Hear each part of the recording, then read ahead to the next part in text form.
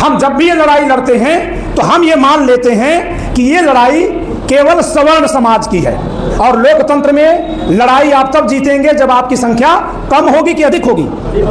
कम होगी कि अधिक होगी? जोर से बोलिए। अधिक होगी। लेकिन जब खुद ही आप अपनी संख्या कम गिन लेते हैं तो दोष किसी और का कैसे? यानी ये लड़ाई सामान्य वर्ग की लड़ाई है, सामान्य वर्ग की। तो यानी यह लड़ाई केवल सवर्णों की नहीं है, केवल ठाकुर बाभन बनिया लाला भूमिहार की नहीं है, बल्कि ये लड़ाई सिख शेख पठान की भी है।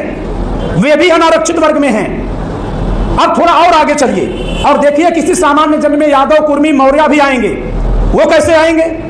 आपके देश में कई तरह के आरक्षण है। मेरे भाइयों सुनिएगा ध्यान से, आप लोगों को यह जानना बहुत जरूरी है कि समाज को जगाना है। इसलिए यह सारी शिक्षा की पूंजी आपके बीच उस तरह से बिखेरी जा रही है जैसे किसान बीज लेकर जाता है और मिट्टी में फेंक आता है। वो मिट्टी में फेंकता है, जो प्रकट रूप से देखेगा, नहीं जानेगा खेती, उसको तो लगेगा कि मिट्टी में फेंक आया, लेकिन उसी मिट्टी से फिर कई गुना अनाज उत्पादित होता है और सृष्टि चलती है, पेट भरता है। तो आज जो मैं आप सबके बीच इस ज्ञान को बांटने आया हूं, साझा करने आया हूं, यह उसी तरह से फसल बोने के समान है जैसे किसान फसल बोता है।